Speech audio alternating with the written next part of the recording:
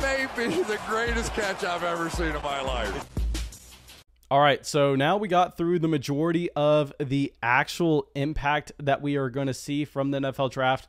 A lot of these day 3 guys that you're going to be seeing today, generally, they're not going to be making a difference at the NFL level. A lot of them are going to be training camp guys. A lot of them are going to be guys that, yes, they can provide depth for an NFL roster, but talking about really fantasy football players, you're going to be finding the majority of the impact coming from rounds 1, 2, and 3. So I think now we have a very good sense of how we should be evaluating these players. And I want to make the announcement, our rookie rankings are updated over on Patreon. Y'all know we updated them after round 1. Now we are updating them yet again. And I promise you, it's probably going to have to happen a couple more times this offseason, because this is going to be our initial reactions update. This is going to be our initial reactions to these landing spots. Of course, if we sit around for 3 or 4 days and we actually get a good shot to dive into these landing spots with the expected opportunity to be there, then the rankings maybe are subject to change with a few players in a few spots. But mainly, I think the initial rankings should be accurate because we've been tracking this so closely for so long now. So that will be available over there on Patreon. And also what I'm going to be putting on Patreon, mainly because I don't want to be showing a ton of people this, and I don't want just so much hate coming in, is I'm going to be showing all the rookie draft boards from all Flock Patreon Dynasty leagues. I'm just going to upload them as photos. That way y'all have a decent idea of how your own rookie drafts could be going, because all these Flock Patreon Dynasty leagues, their rookie drafts started at the same time of the NFL draft. They're all about through with the first round, now heading into the second round. I'm going to be recapping my own picks. And the first one, let's get to, is going to be my selection of Zach Wilson in the Flock 2. And here, let me give you all some background of the Flock 2. This is actually our first Dynasty startup of this offseason. And here, it's a 2 quarterback and a 2 tight end format. So yes, I don't necessarily have a need at quarterback, but given the league settings, you're going to find both of those positions being at such a premium. And I already dove into this. I already dove into the fact that a 12-team Superflex league versus a true 12-team 2 quarterback league, they are 2 completely different formats with 2 completely different evaluations at the quarterback position with their dynasty value. So those 2 positions are going to be at an extreme premium. And at the 106, I was honestly hoping that Kyle Pitts was going to fall to us, yet it didn't happen. Kyle Pitts goes off the board at the 104. Then right before us, we have Najee Harris off the board at the 105. Then we just take the easy selection of Zach Wilson. Now, if this was a Superflex league, given our league settings, given our roster, I think that we could consider both Jamar Chase and Travis Etienne with this pick. But no, because it was a 2 quarterback league, you have to go with Zach Wilson. Zach Wilson has the long-term job security that just gives him such a high floor with the overall dynasty value that you should expect over the next 3 seasons. I mean, you see consistently those quarterbacks that are drafted in the top 3 of the NFL draft, I mean, they are going to get the longest leash possible, because if they fail, it's not easy to replace them. It's almost impossible to replace them unless you all of a sudden find yourself with the first overall pick. And I know you can point to both Josh Rosen and Dwayne Haskins as recent examples, but no, guys, those aren't recent examples. Those players were mid-first round selections, not at the very top of the draft. The best example I can point to from a quarterback failing at the top of the draft will be both Sam Darnold and Mitchell Trubisky. Not saying that Zach Wilson is either one of those guys, but I want to paint the picture of worst case scenario, even if he is as bad as Sam Darnold was in New York, and I know Darnold had a bad situation, yada, yada, yada, or if he's as bad as Trubisky was in Chicago, you should still expect him to be a starting quarterback for you for the next 3 seasons at the minimum, and that's easily worth the 106 and a true 2 quarterback 12-team league. Now, directly after Zach Wilson, just to fill y'all in with how these players are being valued, we had both Jamar Chase and Travis Etienne getting drafted. Those were going to be the guys I was considering at the 106 if I decided not to go with Zach Wilson. So I think that is completely standard. But of course, if you do not think so, feel free to roast me down in the comment section below. Now, let's get our next league up here. This is going to be the Flock 5, where we traded for the 104 earlier this offseason. Now, this is possibly my most exciting rookie draft so far, because at the 104, what we ended up getting, and no, this is not a 2 quarterback league, but it is a 12-team Superflex, is we had Trey Lance fall to us. And now y'all know that as soon as we saw that Trey Lance pick, I went, you know what? Trey Lance may be my rookie 101 in Superflex leagues, because we went through it, and you have never seen a situation this good for a quarterback that was drafted in the top 3 of the overall NFL draft. Now, he's going in with Kyle Shanahan, George Kittle, Brandon Ayuk, Deebo Samuel, and an elite offensive line. So you have to get excited about Trey Lance. Throw in the fact that he is an elite rushing quarterback, and I think the selection of him at the 101 is entirely in consideration. Now, I think I have to back off that stance just slightly because what I've seen as a trend in this draft is not many people agree with me about Trey Lance being valued at that 101. So if you're playing in a lot of dynasty leagues like I do, I think if you have the 101 pick, you have to take Trevor Lawrence, just knowing that in your other leagues where you have the 102, you're going to be pretty much guaranteed Trey Lance at the very least, and you're never going to have a shot at Trevor Lawrence unless you take him at your rookie pick 101. So yeah, Trey Lance, I think we're going to probably have him in our official rankings at the 102, but I love getting him there with the 4th pick overall, given the fact that he has elite level upside with his rushing capabilities, given the fact that he is going to one of the best situations for a quarterback in the entire NFL. I mean, that's going to be an easy pick, and you can go down there. You can tell me what you think about Trey Lance on film, but to be honest, I don't care about your opinion of what you saw with Trey Lance on film, because all I care about is the fact that Kyle Shanahan and that front office viewed him as a quarterback that was worth 3 first-round picks. So that's enough for me. I'm not arrogant enough to say that I know more than Kyle Shanahan. Trey Lance at the 104, I mean, just give it to me all day.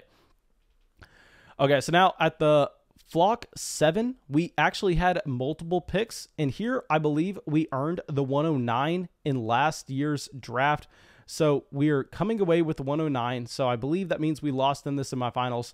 And we also trade to get the 107 because just by making our tiers, I really liked the 107 earlier this offseason. And now we are just sitting in this range, and what you're going to find a lot in these dynasty rookie drafts this year is you're going to find a lot of people trying to trade back. You're going to find a lot of people that are at the 103, 104 pick, and they are just going to be nonstop spamming the chat, hey, wanting to trade back, someone hit me up with an offer. And it's because people are trying to get to this 107, 108, 109 range where you're going to have some of the same caliber players, maybe at a cheaper cost though. Well, anyway, here we are sitting at the 107, and right ahead of us, you see Justin Fields, Kyle Pitts, and Zach Wilson all go off the board. And now at this point, I'm going to just fill y'all in. This is Friday morning where we really don't have a lot of time to let these situations sink in. We really don't have a lot of time to evaluate exactly what we are thinking. So here at the 107, we decide to take Ja'Marr Chase. Figured it was an extremely safe option, especially in a best ball league where you want those wide receivers that can pop off. Luckily for us, at the 108, directly after us, Devonta Smith gets selected, and we get Travis Etienne at the 109. Now, keep in mind, this is Friday morning before we have round 2 going off. So the next pick directly after is Javonte Williams, who is then later selected by the Denver Broncos. And I know a lot of people are going to be on the train saying Javonte Williams in Denver is a running back they want over Travis Etienne in Jacksonville. I can't get behind it. I stand by the Travis Etienne selection at the 109. And I know it's going to be tough to project exactly how many touches you're going to be expecting from Travis Etienne versus James Robinson. But he was a running back that checked every single box coming into the draft. He's a running back that then gets the first round NFL draft capital. And he's pairing up with his old college quarterback. I think you have to be excited about the Travis Etienne, especially at the 109. I mean, it's very rare that you are ever going to get a first-round NFL drafted running back at the 109, regardless of what format you're playing in. So, yeah, we're going to be taking that every time. And now, here in the Flock 8, this draft actually moved a little bit slower, where we are sitting with that same rookie pick 107, yet we had an entire day to let this sink in. We made this pick late Friday afternoon, and there we're sitting at the 107. Right before us, Najee Harris and Justin Fields get drafted. So our guys that we are looking at, we are mainly looking at 2 players. We are looking at Travis Etienne and Ja'Marr Chase. Now, between these 2 guys, in the previous league, I decided to go with Ja'Marr Chase. Yet in this one, we needed a running back. We had a little bit more time to let things sink in. And I think initially what people are going to be doing is they're going to be overrating James Robinson and the effect that he is going to have on Travis Etienne coming in. Because if we zoom out and we just look at this in a vacuum, we go, hey, the team spent a first-round pick on him. What are we going to be expecting with their touches? Are we really going to be expecting James Robinson and Travis Etienne to split this backfield 50-50? I can't. I think that Travis Etienne is going to get the majority of the touches in Jacksonville. So here, despite us taking Ja'Marr Chase previously at the 107, here we actually take Travis Etienne. And I want to just show this in showing y'all that this is going to be dependent on your roster. When you get to these players that are in the same tiers, like a guy like Travis Etienne and Ja'Marr Chase, you don't have to go with the same player every time. You can look at your roster. You can go, okay, these players are valued in a similar range. Let's just see what we need. Let's see what player fits a little bit better. Now, of course, you can't jump up and down tiers. You can't be going, okay, I really need a running back. Let's take Trey Sermon over Ja'Marr Chase. No, if you're doing that, you're playing Dynasty wrong.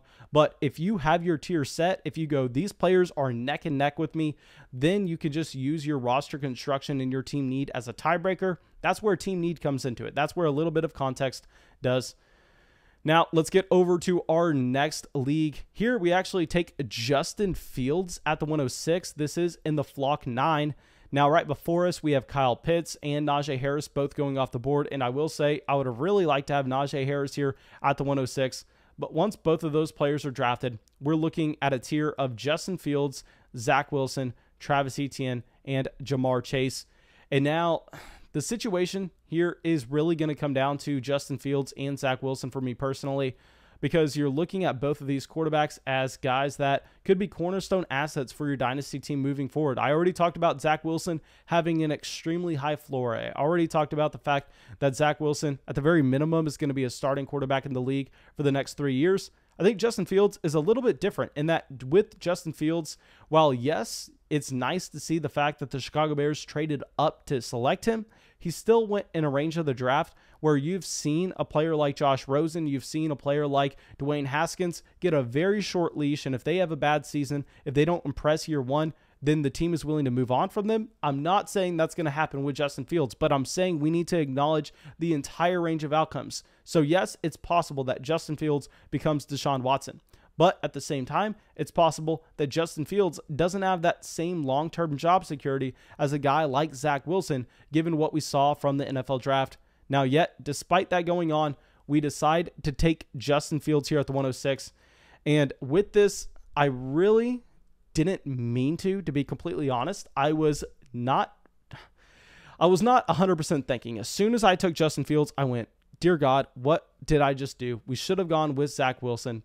Now, since then, I've gone a little bit back and forth because we ran some Dynasty rookie mock drafts, and essentially every single rookie mock draft, Justin Fields was going ahead of Zach Wilson by consensus. So maybe this is another scenario where, hey, it doesn't matter if I personally prefer Zach Wilson a little bit more. If the entire Dynasty community is going to have Justin Fields higher, maybe if they are in that same tier, when we have the option to take both, we should just be going with who the community values higher.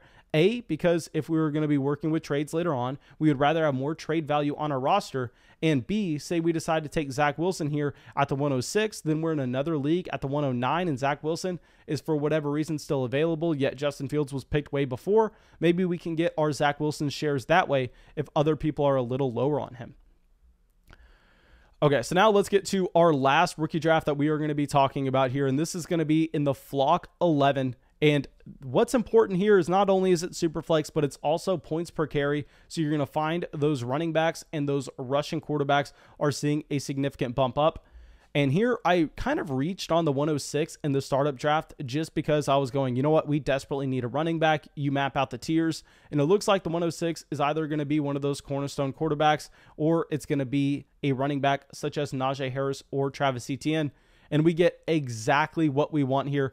Najee Harris falls to the 106 in a points per carry format. This is dream case scenario. Right before him, you have Justin Fields and Travis Etienne going off the board. Now, I don't agree with the Travis Etienne selection over Najee Harris either. I know that's what you're saying, but I believe the team who picked him actually has Clemson as his Avi, so maybe he's just a Clemson homeboy. But regardless, I'm not going to question it. We get Najee Harris at the 106. Now, directly after us, we have Ja'Marr Chase and Zach Wilson going off the board. Then we're on the clock with the 109 and the 110. We have back-to-back picks here, and one of them, given the fact that this is points per carry, is going to be an easy selection. Here at the 109, we take Javonte Williams. Now, Javonte Williams may be the pick here, regardless of if it's points per carry or not, but when you throw on that setting, you really can't think about it. You just have to go with that guy. And then at the 110, that's where it gets interesting because that's where you get to the wide receiver 2 tier. You already have all the top quarterbacks off the board. You have the top running backs off the board. And at the 110, I decide to go with Devonta Smith. Now, with Devonta Smith, I mean, yes, you don't love the landing spot, but I mean, he has historic production also. I guess you could make the argument that the Philadelphia Eagles need an alpha wide receiver. So yeah, I'm fine investing into him if we're going to be doing so with the 110. Okay, now thank you guys. I really hope y'all enjoyed this video. I really hope y'all got something from it. Of course, go down there, drop a like, leave a comment, subscribe to the channel. It helps us out a ton, and I will see y'all with the video tomorrow. I want to give a big thank you for everyone joining the flock. Devin Strom, Alejandro, Mark, Jared, Caleb, and IV of Lean, Randotron, Micah, Larry, and Tyler.